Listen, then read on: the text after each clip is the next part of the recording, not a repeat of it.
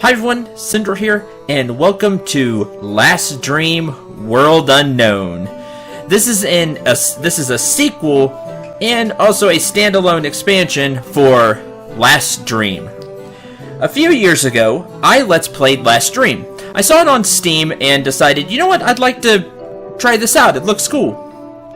And I decided, well, I'll Let's Play it. And off on a fantastic adventure we went. Made by White Giant RPG Studios. It was a lot of fun. It mixed some old RPG mechanics with some new ideas into a very fun experience. Especially if you like or love RPGs. It was far beyond anything I thought it was going to be. And now I'm getting to play Last Dream World Unknown. First of all, I have to thank White Giant RPG Studios, all the people over there who saw that I did a Let's Play of Last Dream way back when Last Dream wasn't very well known. And they've been nice enough to let me experience not only Last Dream World Unknown, but share it with all of you, and share some things you'll be able to do before the game even releases. The game is slated to come out June 1st, and if you look when this game is being put up, it's May 15th. So I'm getting it a bit early. I have to just thank them for that, for giving me this very unique opportunity, especially for a small channel such as mine. And I am really proud to be able to share this with all of you. If you didn't watch Last Stream, so we're going to talk shop a little bit before we jump into it. If you played Last Stream, you can play Continue Reborn. This will take your save file, there's the test files. These will take your save file from Last Dream and import your characters, money, equipment, etc. over. And you can start Last Dream World Unknown that way. Or, if you don't have your save files, or you're just picking this up after experiencing Last Dream through somebody else, or you just picked up this game because, like I said, it is standalone. The story will be different from Last Dream, from what I understand. Even though it's a sequel, you can carry your characters over. I recommend experiencing Last Dream, picking it up, and playing through it, because Last Dream World Unknown, while there is a tutorial, it's going to just throw you right in to the game. You'll be in a new world, a world unknown, haha, with the characters you choose or characters you bring over. But the characters you choose, and you take the tutorial, but then it throws you right in. This new story, new storyline, new things to discover. But it will start you off at a high level, and you're only going to go higher from there. That's it. So this is more of a sequel. So while you can play it without having experienced Last Dream, you might feel overwhelmed at the beginning. So I'm just going to warn you of that right off the bat. If you have played Last Dream, you'll feel much more at home with the characters you have to choose, the abilities, the mechanics. You'll just feel more on solid ground, even though Last Dream World Unknown is going to throw a bunch of new stuff at you. You'll still feel, again, more on solid ground. So, shameless self-plug here. If you haven't seen my Last Dream LP, please check it out. Especially if you feel overwhelmed by some of the mechanics, because if you're new to the channel, 1, welcome. 2, I usually do a lot of explanations about things, about classes, about skills, really going into choices, and I'll still be doing that, but I explain a lot of things, especially at the beginning of Let's Plays. I won't be doing that as much here, because that would take an entire episode if I had to explain everything you start with. But I'll be going over just a few things, and we'll go from there. So, you may feel a bit uneasy if you don't know Last Dream. I'll try to sum up some of the options, and I'll show you the tutorial, but we won't be going over that much of it. So I'm just warning you in advance, because especially if this is your first time on the channel, while I usually do explain a lot of things, I won't be doing that here because it's a sequel and it starts you off with a lot of stuff and it would take me a long time to explain. You'll see. Now, I'm not actually going to bring my characters over. I'm going to start a new game because that's how some people may be experiencing this. So I figured that would be the way to go. You have 1, 2, 3, 4, 5, 6, 7, 8 classes to choose from. You can bring 4 characters with you. Now, they can all... they can be more than one... You can have more than one of the same class is what I'm trying to show. I'm going to be going over each class just briefly. One last note, if the sound volume sounds off, please let me know in the comments if you can't hear me very well, or if you can't hear the game very well. Please let me know, and I'll try to make adjustments. I always do that with the first episode, because while I think I have the sound balance, after some editing and exporting the video and putting it up on YouTube and, changes and all of that minutia that you probably don't care about, sometimes the sound balance isn't as right as I think it is. So please let me know in the comments, and if I see a lot of the same thing, like the game is too low, if I see that 9 out of 10 comments, then of course I'll change it. So a few things here. We have 8 classes. I'm going to go over each class just briefly. There is the Knight. He's a physical damage dealer and absorber with high attack and defense. His natural stats are enhanced by his ability to wear heavy armor and shields. He is a frontline fighter, as it will say here. These are just core attributes. It goes over stats a little bit. You might not know the stats, so I'm going to go over that a little later. What you need to know about the Knight is the Knight should attack from the front row, so he can take damage that would kill weaker classes, like mages. For weapons, the Knight can use swords, axes, spears, and daggers. Because of his tremendous physical assets, the Knight lacks any special abilities, such as the Hunter's ability to tame giant moas, or the Engineer's ability to tunnel, which we'll go over here in a little bit. So the Knight has nothing special about him, no special abilities. While he doesn't have any special abilities, he makes up with that with being just a very powerful fighter. High attack, high defense, heavy armor, can use shields, can deal quite a bit of punishment, and take a lot. That's the Knight. Next is the Monk. He is a very inexpensive fighter because he just uses his bare fist and not much armor. Also has a natural resistance to status effects. His special skill, Fist of Fury, allows him to attack an enemy multiple times. Another special skill he has, Aligning Chakras, makes him completely immune to status effects. He generally only has moderate defense, although he can be built to have a very high maximum HP. I love that they put these in. I think it's awesome that they tell you, well, they don't tell you, but they suggest how you should play the character. Excuse me. What the character's role is.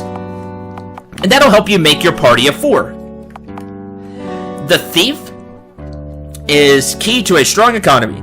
He can pick locks in town without arousing suspicions of the city guards.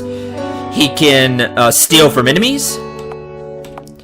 He can also equip heavier armor, heavier than you might think for a thief.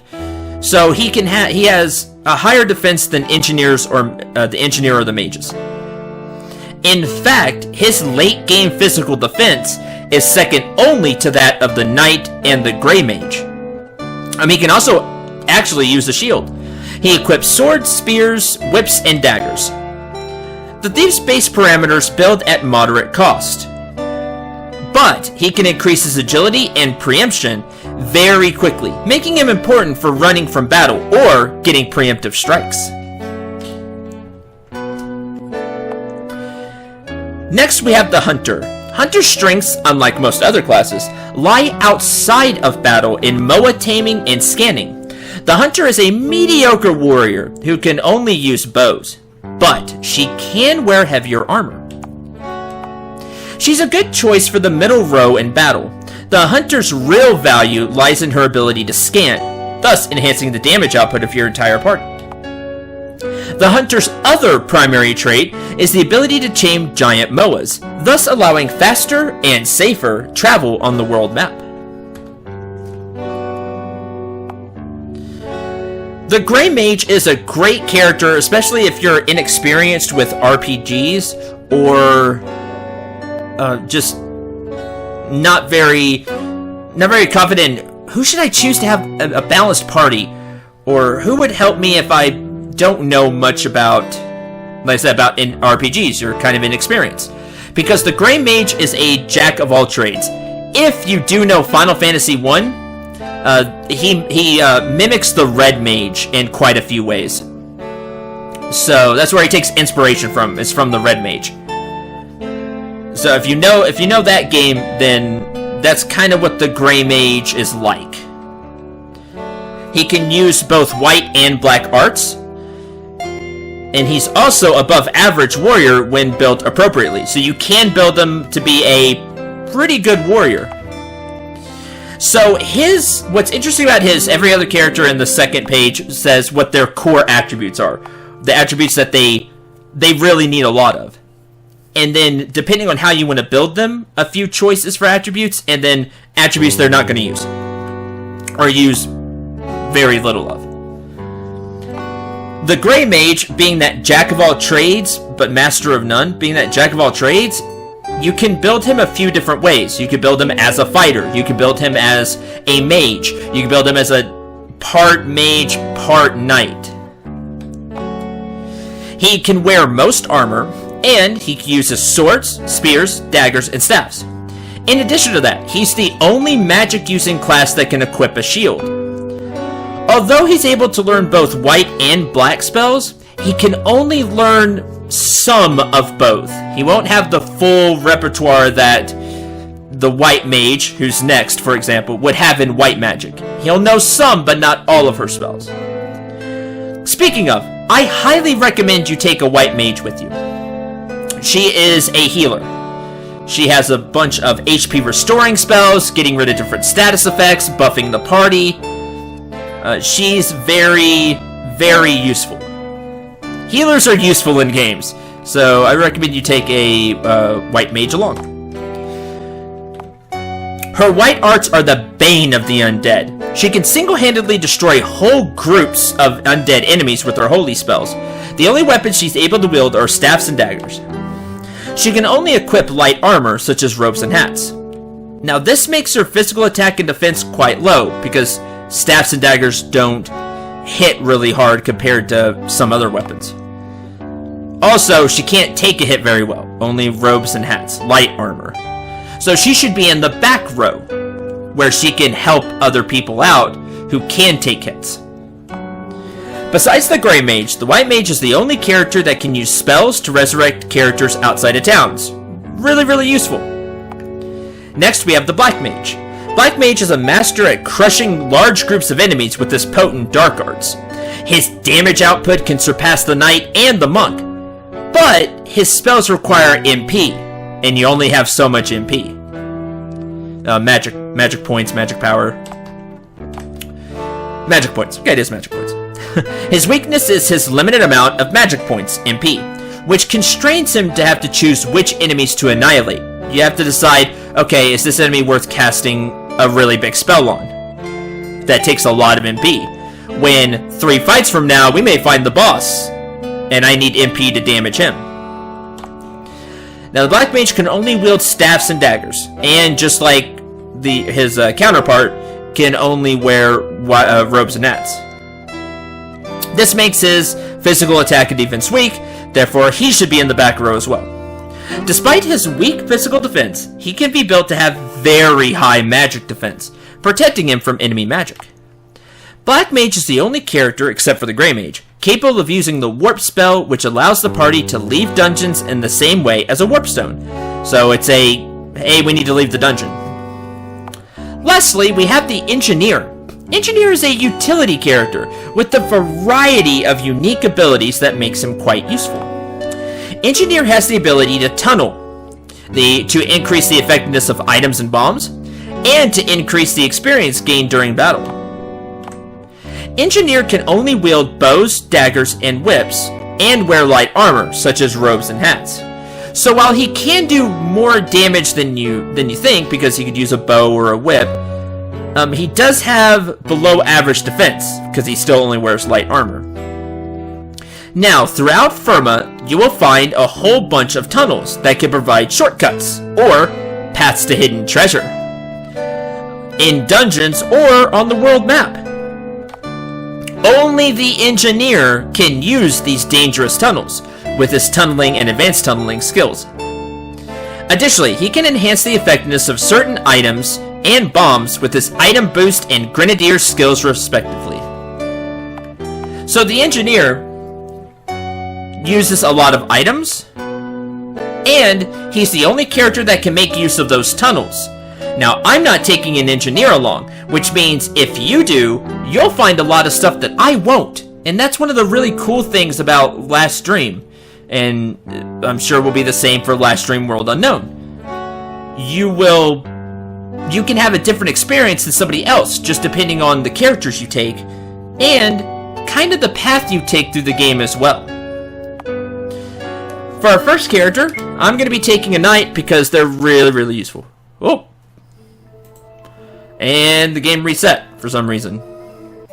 Maybe because I was pressing backspace. Sorry! I stopped using the controller there. Yeah, I can just erase with the controller. Okay, I was having to use the page down and page up for the character descriptions, because nothing I was pressing on the controller was working, so... Anyway, I'll reprise my role as the fighter, the knight. And also, you have different costumes, which is really cool. So I'll stay on each one a little bit. I think this is a really cool idea to have different costumes. Also, you can't change a character's name in the game. It says here, names can't be changed later. But costumes can be changed in game, which I think is a great decision. Just in case you wanted to change up how you look. I'm going to go with the default look. Next, this is the tough one for me, so we're going to come back to that one. I definitely want to take a white mage, who I will name...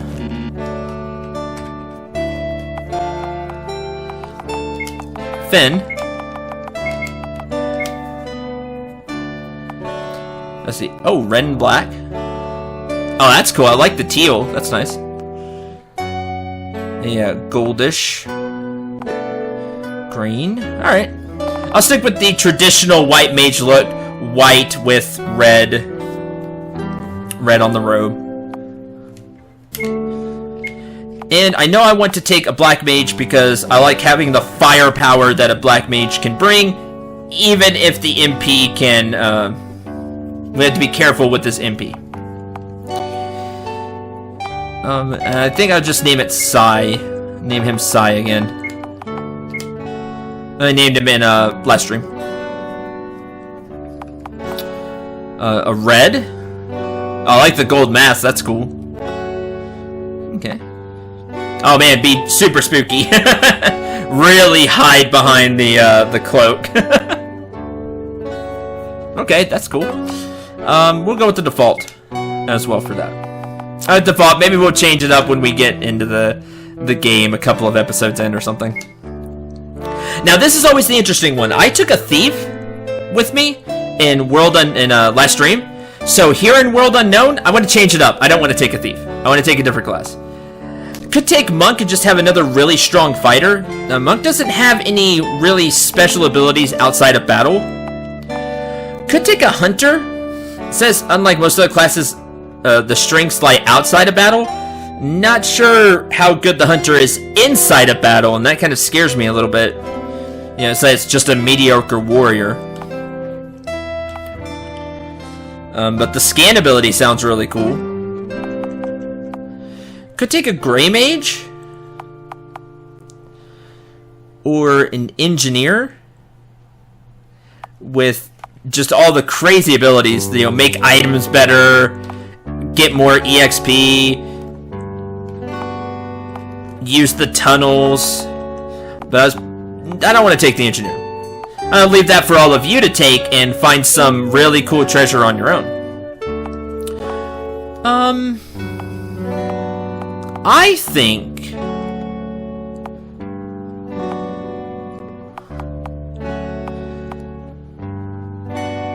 and hopefully we'll get through this okay. I'm gonna take the hunter, just to be different. And we'll name the hunter,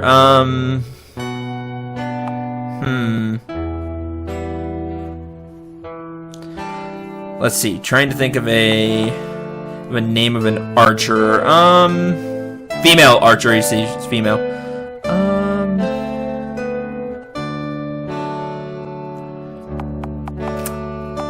Let's see. You know what? I am going to name you Gwen. Been a character name I've gone with here lately. We're gonna go with Gwen. Let's see the outfits. Red. I like the goggles on top. That's cool. So I know nothing about the hunter. This will be completely different for me.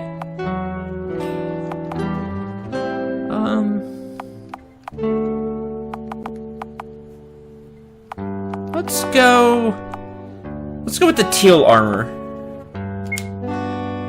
There you go. This will be our party. So we'll take a knight, a hunter, a white mage, and a black mage. Next, we choose the game options. Difficulty. Very easy. Enemy's strength is cut to a third. So they only have 33% of their strength. On easy, they have 66% of their strength. Again, this is all as it says there, comparison to normal. Normal is default, which is what I'll be playing on. Normal is a good way to test a game, I feel. Hard, enemies are 33% stronger, and very hard, enemies are 100% stronger. So enemies are twice as strong. And if you really want to go crazy, try legendary. Enemies are 3 times as strong as on normal. And just be careful. So that's going to be really hard. Really hard. Now, game difficulty can be changed while in game. So that's useful. All of this stuff can be, which is useful. That may lock you out of some Steam achievements, because this game will have Steam achievements. So be wary of that. Affects the frequency of encounters. So how often do you want to get attacked? Rarely? Standard amount of times? Or grind? Now, be careful. Grind could actually make the game even harder, because you're going to be attacked a lot. So think about when you're in a dungeon. You only have so much MP. You only have so many items. If you're getting attacked a lot, you could go through resources faster. So just keep that in mind. We're going to play on standard. Save availability. To even make things more tough, you can make it to where you can't save in dungeons. You can only save at Trees of Life and by camping on the world map. That's it. Now, I am going to choose Designated, which makes it to where you have save points. You can save only at certain save points inside a dungeon, as well as the Tree of Life and the camping. So you have to, you can't save anywhere in a dungeon. You have to save at certain special places. You know, save points in RPGs. Actually, you know what? I may choose Anywhere, now that I think about it. Anywhere allows you to save anytime from the main menu. Now, this could make things easier because you can save all the time. But the reason that I'm going to change mine, I'm going to use Anywhere just in case I have to cut in between an episode or in case something bad happens. That way, I can save more frequently and not lose recording stuff. Not lose videos, or if I have to cut at some point, or if the game crashes, you know, a whole bunch of things could happen and mess up a recording. I can save more often. So I'll use that instead of designated, just to help me as a Let's Player. Okay, I'm gonna turn on the tutorial so you all can see how it is. And again, if you don't know